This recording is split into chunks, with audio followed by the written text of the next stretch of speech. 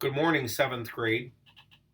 Let's begin today by taking a look at the work which we were completing for today's assignment. We're on page number 65, and we were speaking specifically with nouns and compound nouns that were being made plural. So if you could look, please, to the top of lesson number 9. Yesterday I had drawn a red arrow to the top of this section, which reminded us what we should do with compound nouns and compound nouns that had hyphens, finding the word that was being emphasized and making it plural. For today, you were taking a look at these sentences and you were attempting to make them plural. If you would take a minute to check your responses, numbers 1 through 12, on page number 65.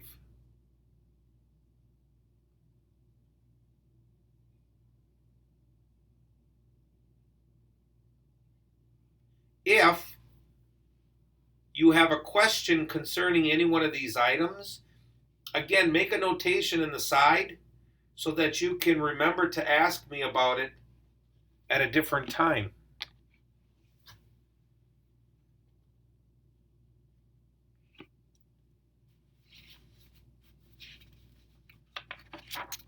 To carry over for our lesson today, we need to be remembering what we've talked about over the past several lessons.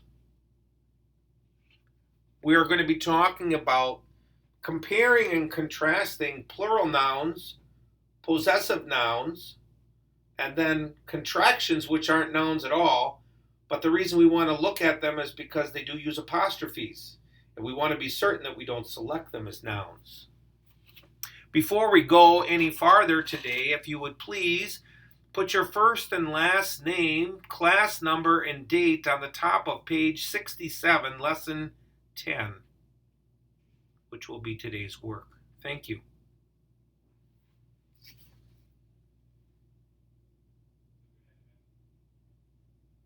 Now we'll notice here in today's lesson that there really isn't any new information, but we want to take what we've learned over the past several days and be able to compare it over against contractions.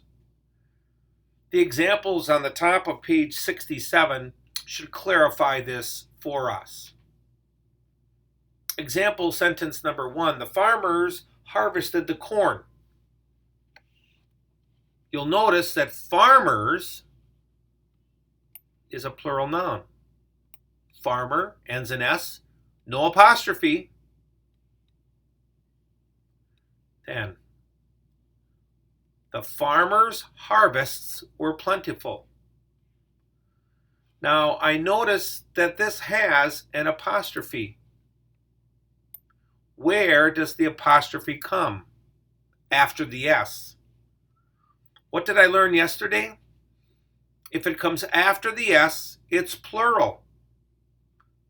Farmers, more than one. Plural possessive noun. And then the third example sentence. Farmer's harvest is finished. How do I know if this is singular possessive? Because it's apostrophe and an S. That's the difference between a singular and a plural possessive noun. So you can look at it in the sentence and you'll be able to immediately tell whether it is singular or plural possessive simply by the placement of the apostrophe. And now, what about contractions? A contraction is a word that is really like an abbreviation. Can't stands for the two words cannot. Sometimes in a sentence, we can add an apostrophe S to stand for a word that ends in S, like is. Katrina's preparing for the test. Now I look at that, if I wasn't careful, I'd say, oh, that's singular possessive. Katrina is preparing for the test. So what is the difference between the singular possessive and the contraction? Katrina's homework is perfect. There's one thing that we're going to be looking at today. There needs to be a noun, homework. There needs to be a noun that follows the word in order for it to be a possessive noun. Katrina's what? Homework. Katrina's what? Preparing. No, this is the predicate. When I can substitute, usually a linking verb, Katrina's preparing for the test, that makes it a contraction. I put here number 5. Let's move down to sentence number 5. I have it highlighted here in blue. Russell's better known than Senator William Gwynn, the man who helped him. Russell is better known. There's nothing that belongs to Russell. There's not a noun that comes after this. This is not a possessive noun. This is like Katrina is preparing for the test. Russell is better known than Senator William Gwynn. Number 5 is an example of a contraction. Now on the blanks here in gray, numbers 1 through 11, we are going to be placing whether this is an example of a possessive noun, a plural noun, or as we just did in number 5, a contraction. How can I tell? Pony Expresses. The Pony Express is name? No. The Pony Expresses name. Look what comes after. I have it highlighted in green. That's a noun. Pony Expresses. The name that belongs to the Pony Express. Possessive. Apostrophe S. The only time it's a contraction, if I can substitute like I did up here, is the service's route stretched. The service's is route? No. The route service. That's possessive. 1860s. That means 1860, 1861. That means more than one. That means it's plural. 1860s, plural. And again, there's no apostrophe here. Senator William H. Russell's freighting firm. The firm that belongs to Russell. Apostrophe S. I don't say Russell is freighting firm. Doesn't make sense. Number 4 is possessive.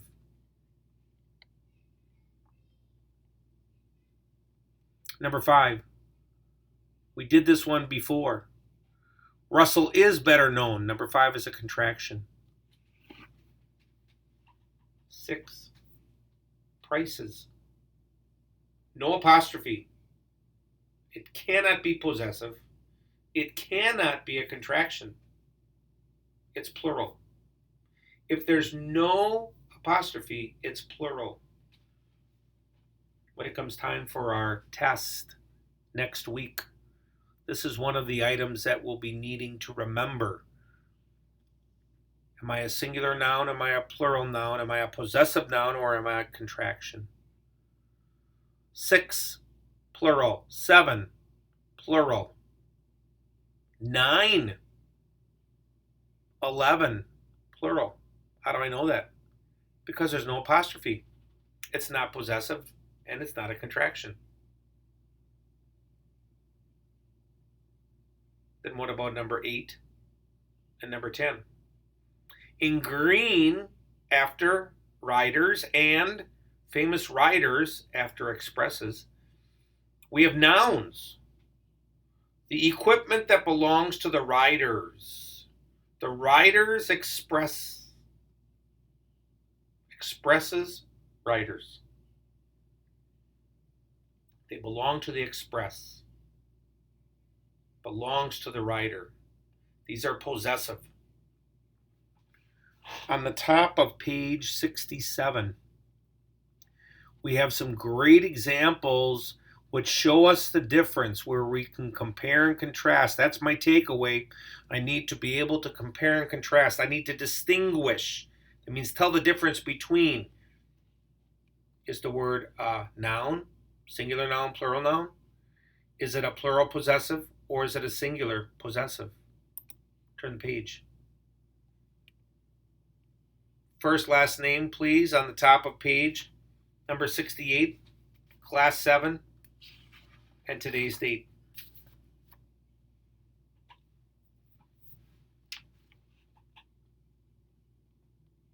Thanks. Now let's look at 12 through 15. Do you see the words I have highlighted? If it has an apostrophe, it either needs to be a contraction or a possessive. Is it expresses is average speed? No, it's possessive. It's talking about something that belongs to the Pony Express. It's speed. 13 and 14, what do they have in common? You're correct if you're saying it doesn't have an apostrophe, so you know they're plural. And number 15 is like number 5 and the example for the contraction at the top of today's lesson. That is the basis for modern American postal system. That's a contraction.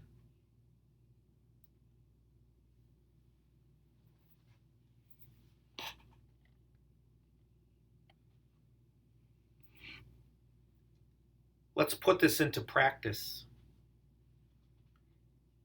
Each of these sentences has a parenthesis with a pair of words on the inside.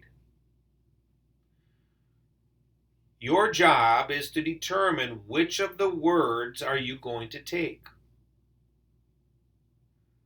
Is it talking about a contraction? Is it talking about a plural noun? Or is it talking about ownership, possessive? Telephones have changed greatly over the past few years. Is it telephone is? Is there something that belongs to the telephone? Well, no. It's just talking about more than one telephone. Telephones have changed greatly. Let's take one more example. Let's go to number 9.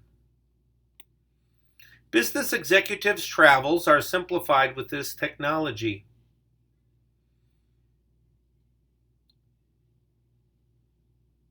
Business executive travel.